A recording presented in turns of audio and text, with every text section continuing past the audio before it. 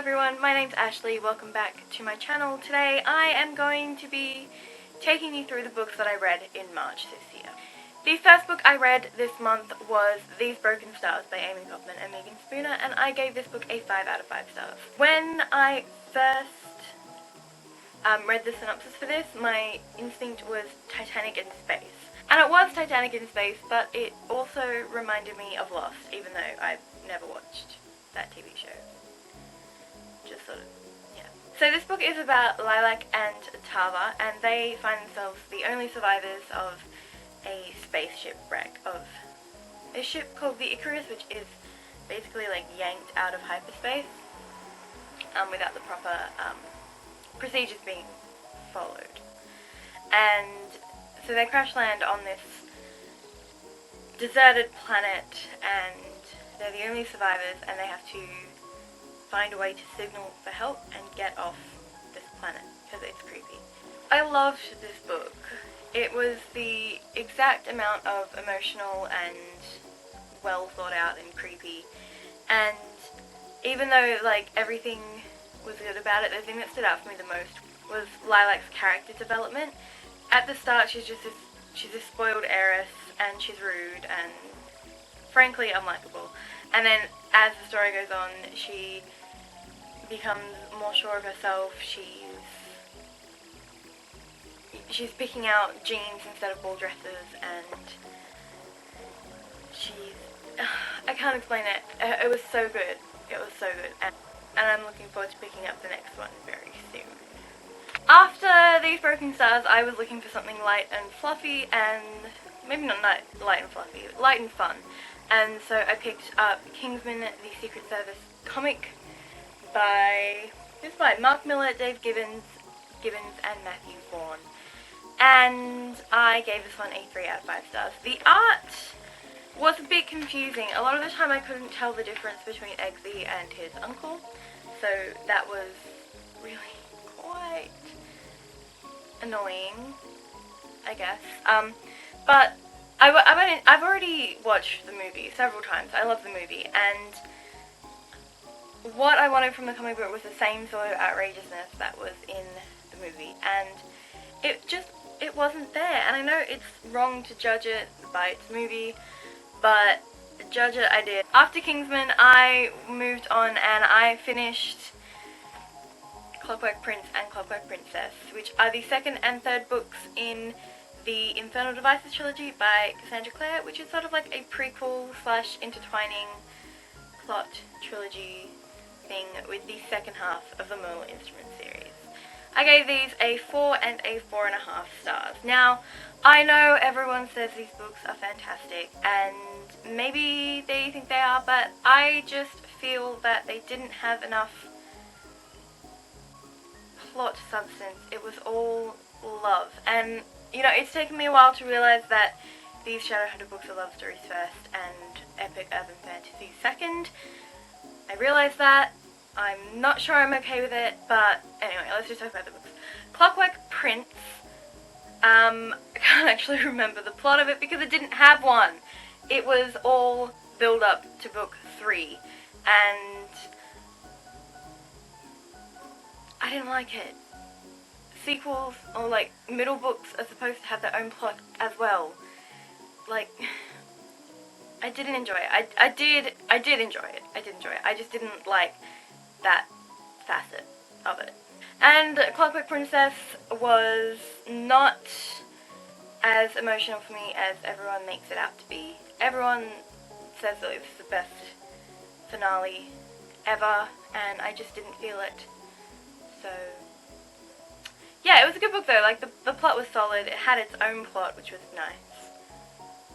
And yeah, you know, I rehearsed this last night and I sounded awesome, and now I have nothing to say. So I'm really sorry.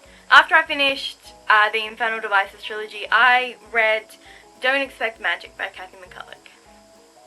Put the cover here. And I got this book out of the library because it just looked utterly ridiculous. Like, the plot is that Delaney has to move, like after her mother's death, she has to move from one side of the country to live with her father in California somewhere. and while she's there, within about 24 hours of her arrival, not only does she hate the man and want to go back home, but she also wants to spend time with him and find out what his big secret is. And so she convinces him to take her to one of his clients, and she sneaks out of the car, looks in the window, and finds out that her father is a fairy godmother, and the gene is hereditary, and she might also be one. It might have been done well. It almost was, except that the Delaney who starts the book and the Delaney that finishes the book are two completely separate characters with no development in between. And there are just some really weird lines where the narrator is trying to be funny, like, blend, what am I, a fruit smoothie? Yeah. I have a very detailed review up for this one on Goodreads, so you can click here or down below if you want to check that out, because I think it's more coherent than my speaking one. That's, you might have guessed. After I read Don't Expect Magic, I participated in the Slay That series readathon, and I read the 3 books, City of Lost Souls, City of Heavenly Fire, and The Bane Chronicles, all by Cassandra Clare and all part of the Shadowhunter world. Yeah, let's get into it. City of Lost Souls picks up pretty much where City of Fallen Angels left off. I don't want to give away too much plot-wise, but this book was actually so much better than I was expecting. Obviously I've read it after I've read Clockwork Prince, so I thought that it would be the same as Clockwork Prince in that it wouldn't have its own plot, but I think it did, and I think it pulled it off, and I really enjoyed reading this one, and I gave it a 5 out of 5 stars. Following that, I read City of Heavenly Fire, and this one was the same. I think it dragged a bit, and at times I was just like, why is this still going? I don't want to hear about this. But I actually really enjoyed this book too, and I met my new bae, Emma Carter, and yeah, I really enjoyed this one too. I felt that this was like the big finale that Clockwork Princess has been made out to be. This was so emotional, and I cried several times. I felt like crying several more times, and it was just sort of everything that I could have wished for this series to end with. I also gave this one 5 out of 5 stars. Obviously I'm not going to be able to tell you much plot-wise, but it was amazing. And then, because I still had time in the readathon and I had no more books to go, I picked up The Bane Chronicles by Cassandra Clare, Sarah Rees Brennan, and Maureen Johnson. And these are 11 little short stories centering around Magnus Bane. And I was disappointed. I really love Magnus Bane as a character in the Mortal Instruments and the Infernal Devices, but I think as a main character he's too flamboyant and outrageous to be able to connect with as a reader, and some of the stories I didn't care about at all. Overall, yeah, 3 stars. I didn't enjoy it. So after I finished The Bane Chronicles and the rest of the Mortal Instruments, I moved on to Tales from the Shadowhunter Academy, which is a series of novellas centering around Simon Lewis's time at Shadowhunter Academy. And I really enjoyed this set of novellas. I found myself feeling in pretty much all of them, like, they all had some really good moments. There were some I didn't care for as much, and some of them I didn't really see a plot happening. My favourites were Nothing But Shadows, where we see James Herondale and Matthew Fairchild at Shadowhunter Academy, and I really, really enjoyed that one. And A Born to Endless Night, where a warlock baby is left on the steps of the academy. That one was really nice as well. I think I ended up giving this bind-up a 4 or a 4.5 out of 5 stars. It was really well done, and it really sort of set the scene of what happened between City of Heavenly Fire and League of Midnight, because obviously they take place 5 years apart. The last book that I read this month was Uprooted by Naomi Novik, and I gave this one a 4.5 out of 5 stars, but I'm thinking of dropping it down to 4. I did really enjoy this book and I really loved it, but a lot of the time it was just really annoying. Like, Agnieszka's narration was just really tedious, and I just didn't care for it all the time. and I found myself doing other things rather than reading the book. And so yeah, so while I really did enjoy this book, and I love it, and I'm going to buy my own copy of it when I have money, I can't give it a 5 stars because of that. The plot was a bit confusing as well. A lot of the time I was just like, what is happening? And it took a long time for everything to get revealed.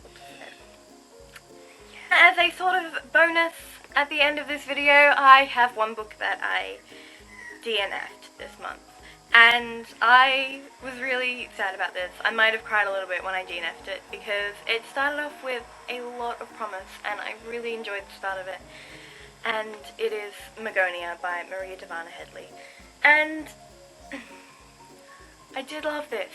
The start of it, with Arthur's narration and her attitude and her family and her outlook on life and everything at the start was just amazing. And then the thing happened, my heart got ripped out and it got like thrown on the floor and jumped on. And I was bawling my eyes out. And then it just took a nosedive into really fucking weird. Like the kind of weird where you're watching booktube videos and then the next thing you know you're watching a knee reconstruction surgery. You have no idea how you got there, but you got there. And it's weird and you don't want it, and I found myself not caring anymore. I didn't care about these characters in their new situation. I didn't care about the plot, and it was trying too hard to be mysterious that I didn't care what the big mystery was, what the big reveal was going to be.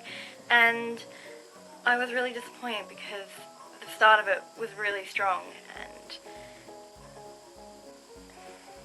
I DNF'd it at 160 pages, and I'm really sad about it. That's it for my March wrap up.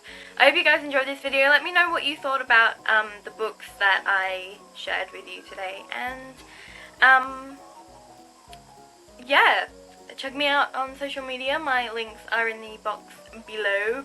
And I hope you have a nice day. I will see you next time. Bye!